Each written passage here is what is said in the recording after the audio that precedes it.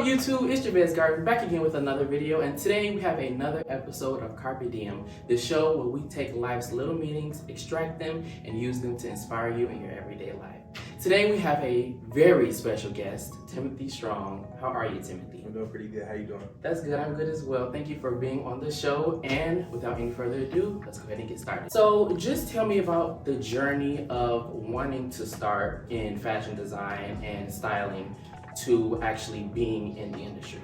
It has always been ingrained in me, even at a young age. I just always knew how to put pieces together, or I could look at an individual and say, like, I know how that outfit could stand out even more, or I could look at an outfit and say, you made a mistake, how you put that together. I didn't know that was gonna lead me to actually wanting to be a fashion designer or a stylist. I just knew I always had that eye for fashion. But along the ways, I started to want to wear my own clothes because I had my own specific look, and I saw that some clothes and some designs weren't out yet. Not saying that the clothes out weren't cool enough or that I didn't have certain styles that I already liked that fit me, but I'm very particular, and there were like certain looks where I felt like I just need to create it for myself. And along the ways, I started creating pieces, putting pieces together, and then kind of that established my own identity, my own style, and so I felt confident enough to share with other people. Wow, that's absolutely beautiful. Tell me about the struggles of starting your scarf business. I would say my early struggles came from just starting a clothing line in general, because before my scarf line, I had a casual streetwear line. And some of the struggles with starting that business was trusting people, being able to deliver on certain pieces and quantities. I've been scammed a couple of times where I trusted small businesses that they could print my clothes out and then they run off with the money and then produce. So things of that nature. But overall, I would just say, like, actually growing the brand and getting people on board with why your style is good for them as well, or trying to figure out if your style actually fits them. There's people out there that would love like a different style, but they might not feel comfortable enough to explore. They might not feel brave enough or courageous enough to like do what they actually want to do because they're going with the status quo of what brands are in, or what images are in, things of that nature. Kind of getting other people to believe in themselves and to have high self-esteem to like do what they actually want to do or wear what they actually want to wear, because a lot of people are just conforming to what's popular, what's trending right now. Who's wearing this on Instagram? I want to do what they're doing. Yeah, and that's easy and it's fair. The scarf industry, it's more so like, since I have a luxury scarf line, I'm actually competing against those same well-established brands. My product, or my scarves, they stand right next to those other brands, but it's the same energy as far as, why should I wear a 𝐁𝐀𝐔𝐑𝐀𝐋𝐈 scarf when I could just wear a more trendy Fendi scarf or more trendy like Burberry scarf? And again, I have to show people that, hey, yes, it's trending. Yes, it is a well-established brand. And yes, the quality is still there, but that might not be your style. You may actually look, better and more confident in a 𝐁𝐀𝐔𝐑𝐀𝐋𝐈 scarf, actually, as far as more so than just wearing a branded item. That makes a lot of sense. Tell me what advice you would give to younger generations wanting to start their own business. I would say take it slow. Figure out what you want to do, what value you want to bring to whatever market that you're trying to enter. You have to model yourself after the well-established brands and companies, but don't compare yourselves to where they are and to where you are, because it's going to be very discouraging because you're not where they are. A lot of those brands have been around for hundreds of years. They've had time to try new systems out, fail, succeed. They had opportunity to gather information, to do field studies. They had all that information to figure out what works for them and what doesn't. Oftentimes, as a new entrepreneur, you're not prepared a lot of times to model that same system as a beginner. That concludes our first 3 questions about your specific entrepreneurship, and now we're going to get to the main series of questions. Just tell me in general, who is Timothy Strong? A wise individual, a visionary, an entrepreneur, a loving, faith-filled man, someone who loves to inspire and encourage others, and also one who loves to reflect and improve himself as a man. What is the thing that motivates you most? Spreading faith-filled messages to the masses in ways that aren't condemning or that aren't making people feel ostracized or looked down upon, as much as it's sharing a message of love, of encouragement, of unity, of style. What do you think the purpose of life is?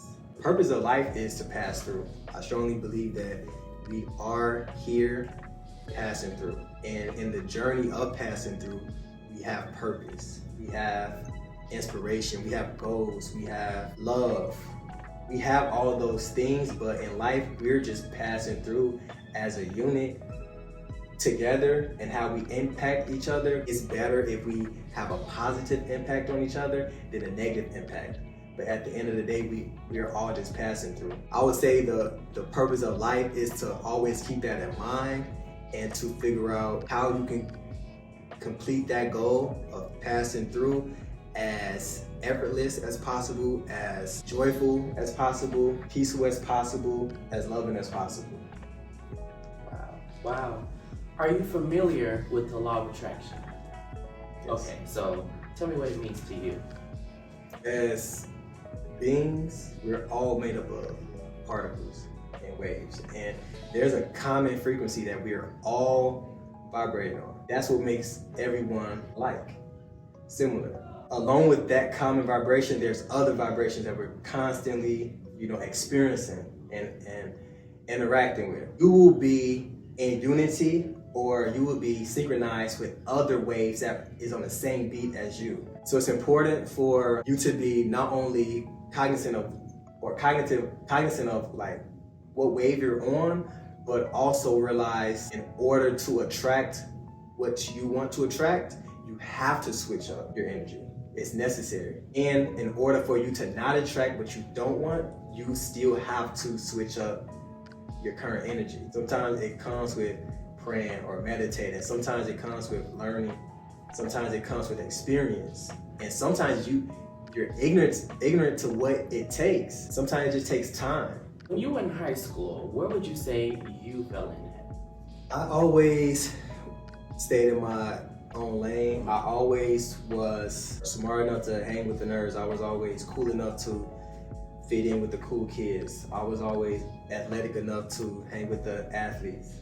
I'm a very well-rounded individual. I was always stylish enough to be considered stylish and cool. A star student, or I would like to have 30 Timothys in the classroom. I've been described as a chameleon because pretty much any environment that I enter, I can always hold my own in any environment. You really transcend just being one thing. You kind of adapt. Yeah, I adapt very well. Wow. Without changing my core self. I never attempt to be anyone else. I'm just being a version of what's already inside of me, and I have a lot of different versions that are capable of being great. I want to know how you deal with haters, and overall, what is your strategy of getting rid of negativity in general? I don't have a lot of straightforward haters ever in my life that surface a lot. Those type of haters, they don't surface in my life. It's hard for me to point out you're a hater. It's always something subliminal where it's just a feeling. A lot of times I have to make sure I'm not internalizing that and saying I'm hating on myself. But what I can say is a lot of people have the opportunity to support, to encourage, and when they miss those opportunities several times, that's when I know that, hey, you might be entering a hating energy.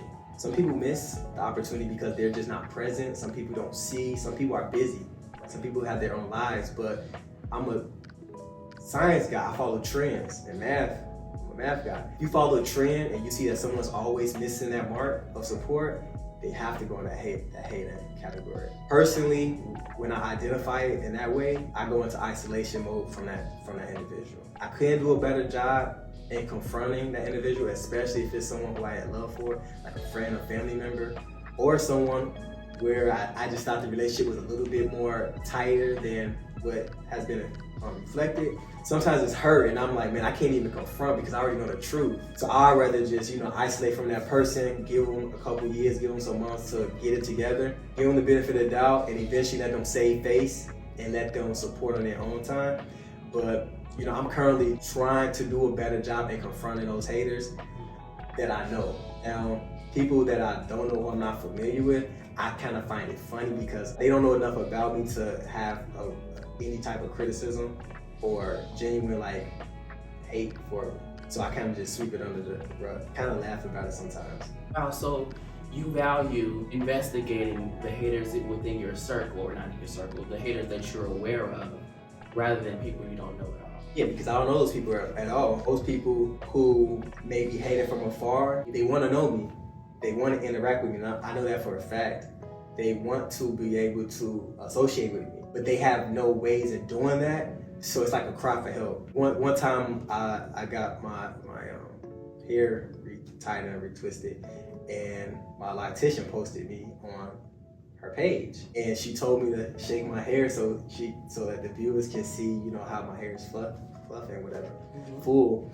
And I looked at a post and I saw that someone posted on the page like a comment like, man, those little locks, if you got into a fight, they'd pull them out. And it was so off the wall. I randomly saw it and I was just like, wow.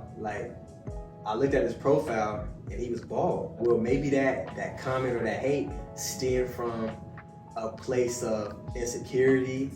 Maybe it stemmed from a place of admiration. Just the fact that I did not know who this individual was and he was so adamant about how my locks would affect my personal life in a scenario that he created in his head. There was an example of oh, okay, brother, it's okay. You don't know me. You have no connection to me. You had to make one up in order to feel some type of connection with me. So that's not even worth my energy. Do I really need to interview anyone else?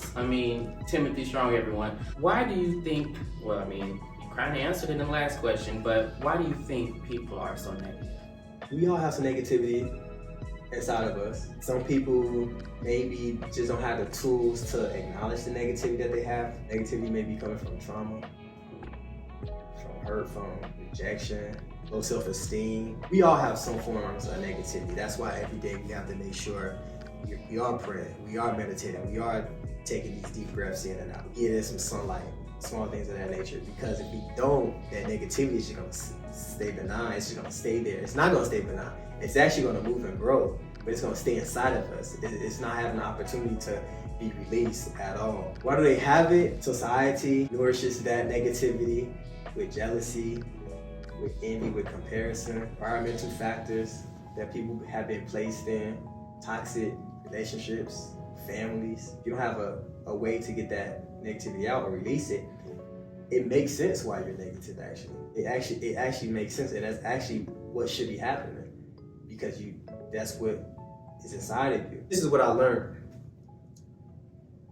People who are hurt and angry, people who are hurtful and mean or malicious, they are actually hurting. They could be hurting physically. Oftentimes, if you interact with let's say an elder and they seem grumpy, they are probably actually hurting. Their back probably hurts, their foot probably hurts, or they are hurting emotionally. They probably experience a lot of death, loss, a lot of people at this age. So anyone who is flat out negative, they are hurting. And when you figure out why they're hurting and you acknowledge to them that you send some type of invitation of solace for them, you will see the energy switch.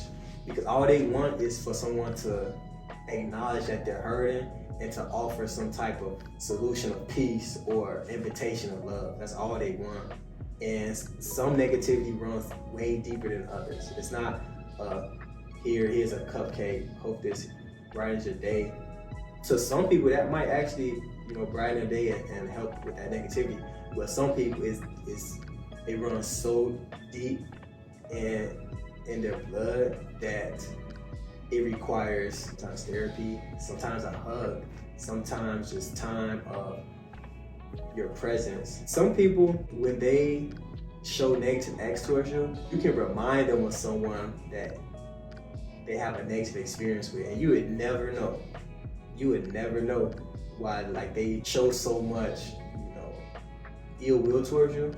And it could just be that you look like their brother, or you look like their son, or their boyfriend, or ex. And sometimes you have the opportunity of finding out that root. Many times you don't have the opportunity because it's not revealed. So we all have the opportunities of helping people get through that negativity, and we also don't have to be obligated to figure that out, because it's within. It depends how you want to look at it. We're all passing through. We're gonna take this time to actually help somebody, or are we just gonna pass through? On a lighter note, what do you do to relax? I like to have my mind wander.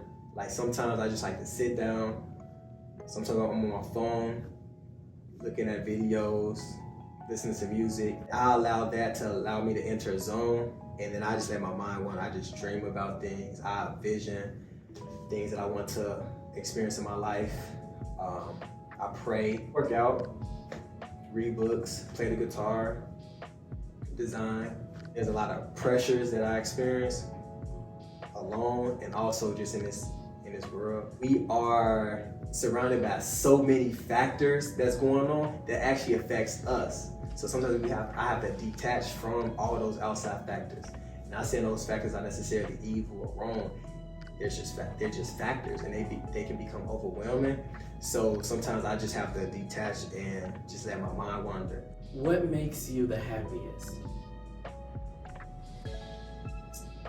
I like creating, being in a creative space, being able to execute what I'm actually trying to accomplish. The visions in my mind is one thing, but actually making those ideas come to life and rolling them out in a way that other people can also see the vision and that they want to be on board to help make the vision come to life, that brings extreme joy, because at the end of the day, I want to spread a message. I want as many people to connect to it as possible and to benefit from it. Having it rolled out, it's a creative high.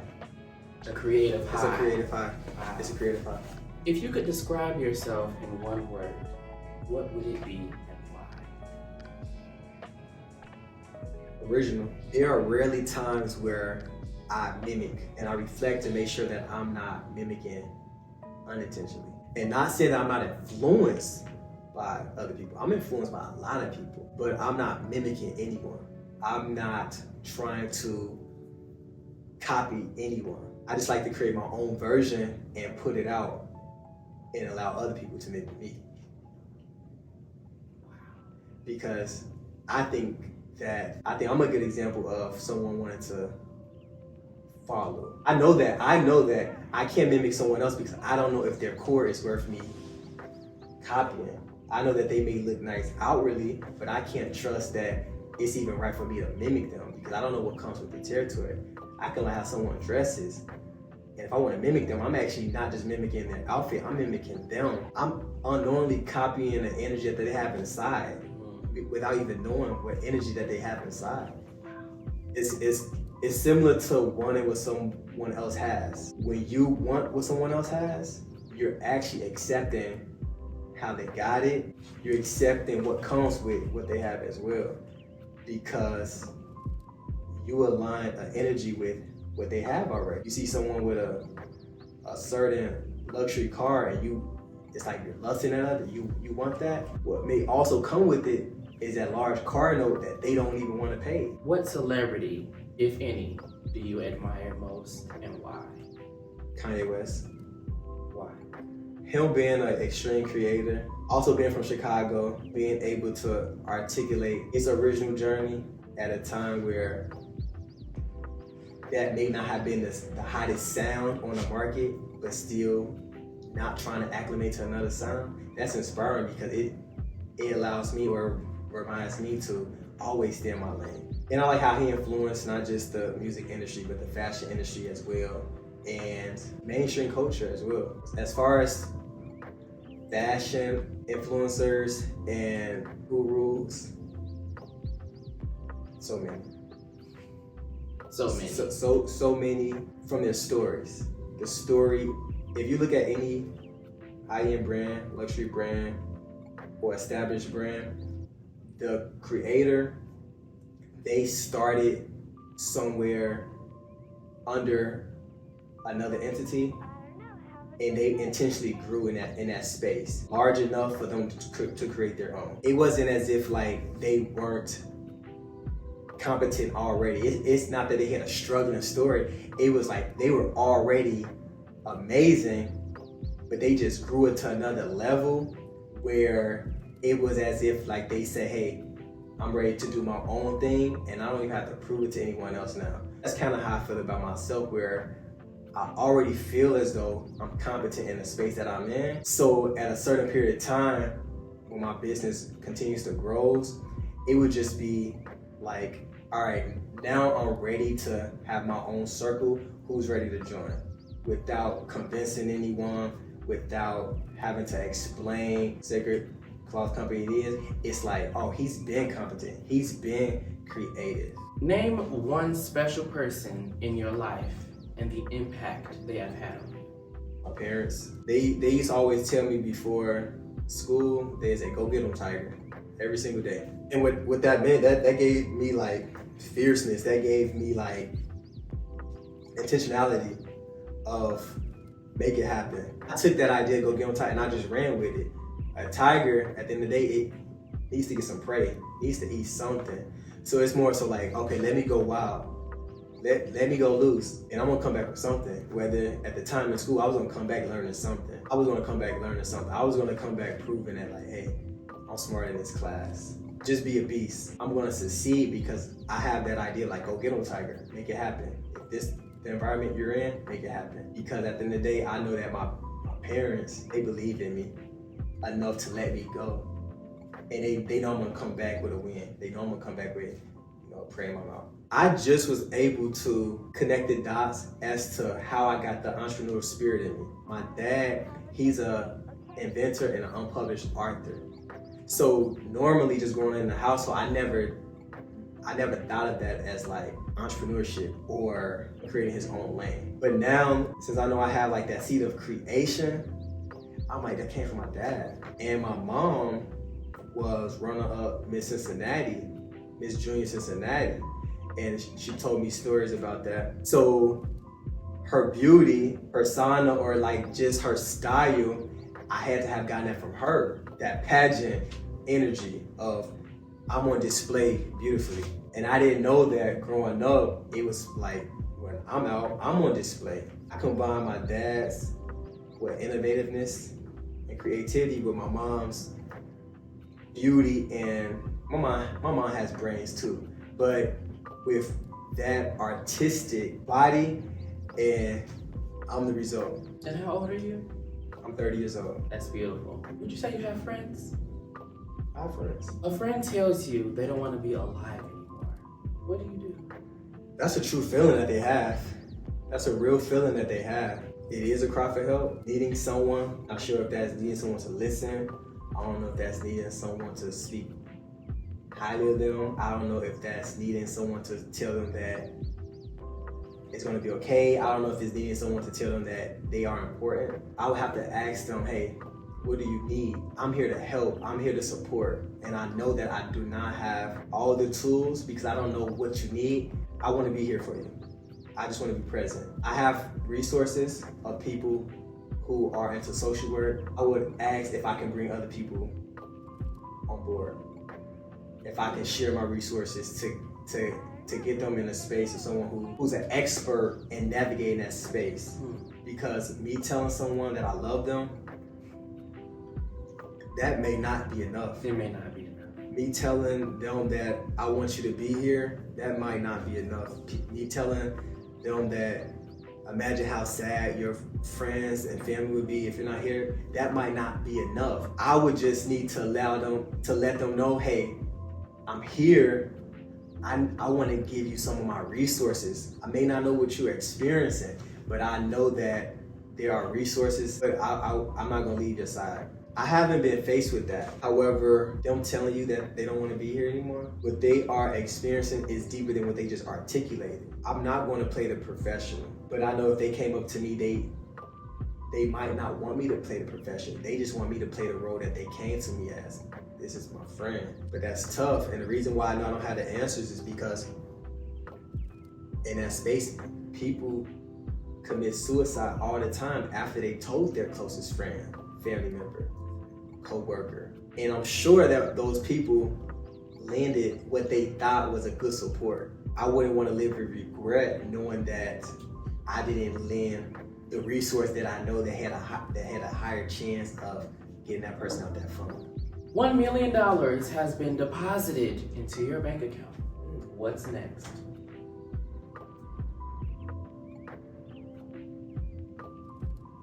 Well, I have $1 million in my balance, All right. It depends on what I'm doing. I'm rolling out a new scarf for 𝐁𝐀𝐔𝐑𝐀𝐋𝐈 company. I have some deadlines to meet with some artists, manufacturers. I complete what needs to be done to get this first project rolled out as smoothly as possible. Well, I'll be hurt. I will be hurt because that's a loss. Who am I to force a friendship on someone who's telling me that they don't want to be my friend?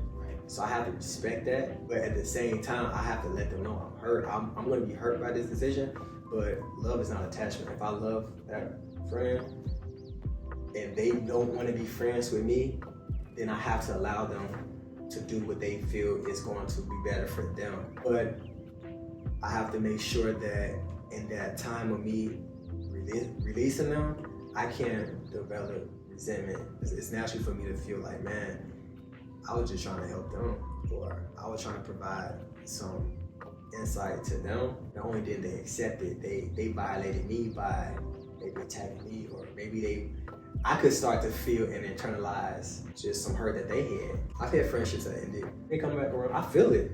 People think that I don't feel because sometimes I'm just cool, calm, and collected. But I feel. All right, that concludes our scenarios, and we're now to the final questions of CARPE DIEM. Okay. Where do you see yourself in 5 years?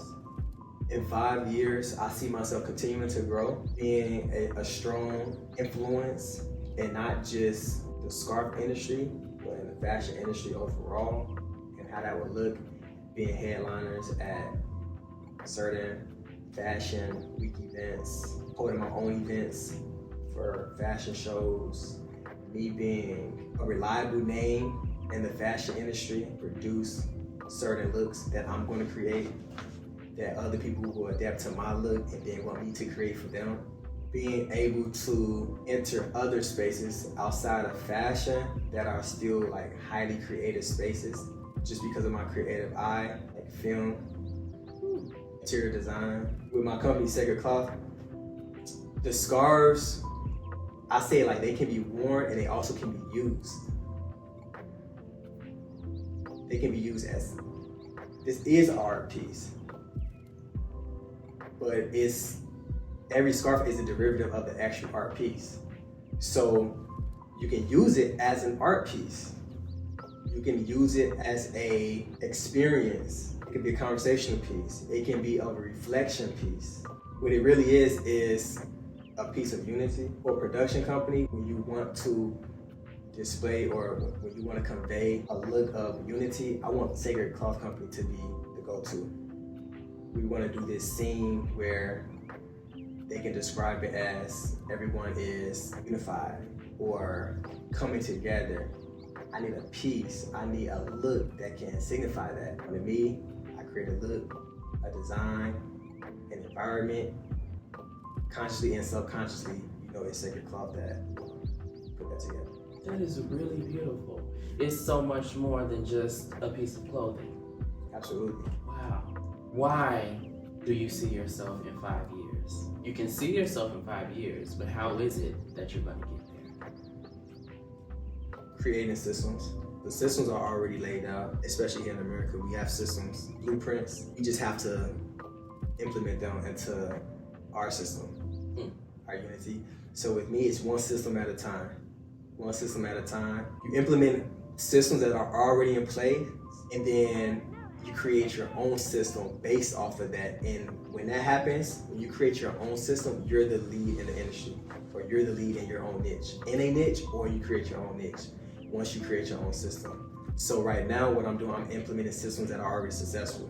Business systems, fashion systems, creative systems. With those combinations, I have Sacred Cloth Company system, original. If you were to lose your life today, what could you conclude about it? I did it my way. I did it my way. You did it your way. I did it my way. I'm doing it my way. It's easy to do other people's ways.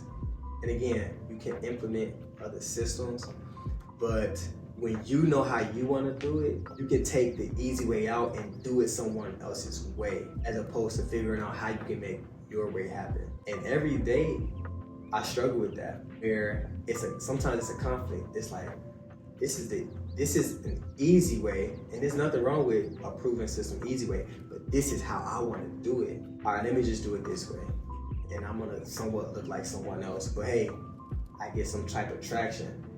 But no, let me do it my way and still get some type of traction. And I have to even make sure with that it's not a pride thing as much as it's me completing my vision, walking my journey, and not trying to mimic someone else's journey because I know where it's gonna lead to. I want to lead, I want to walk in a space that is new territory. If I walk someone else's journey, it's a good journey. The footprints are right there, I just gotta follow it. But it's gonna take me to land that's already found. Is that a bad thing? No, because it is success. You got somewhere further than where you started, but it's not how I want to end it. I want to go on uncharted territory. Sometimes you gotta take a path where there's some footsteps and go into your own, because the purpose is to proceed. Right. But at the same time, that's the easy way out. When you know that you want to go somewhere that no one has ever been. If I go this way, I've been somewhere that somebody else has been. You might take a step in their direction. That's where somebody else has been. I don't want that. We don't want that. Give it up for Timothy Strong, everyone, because wow, beautifully said. Do you know what Carpe Diem means? In love? Carpe Diem means to seize the day. So how would you suggest everyone watching would best seize their day? Get in the mindset of gratitude and out of the mindset of what you don't have, which is gonna land you in a more space of appreciation, and thank God for that. Thank God for being in that space. Beautifully said. Wow. Thank you so much, Timothy Strong, for doing this interview with me. Is there something inside of here? Is there anything you want to say? I think we need to know where we can follow you. So my name is Timothy Strong, founder of Sacred Cloth Company. Actually, I have Sacred Box right here. Inside is a sacred cloth. Go to www.sacredclothcode.com and see all the new designs. You also can follow the page on Instagram, Sacred Cloth Company. And you can also follow my personal page at Timothy Strong Official on Instagram. And with that, you guys, we're going to conclude the video.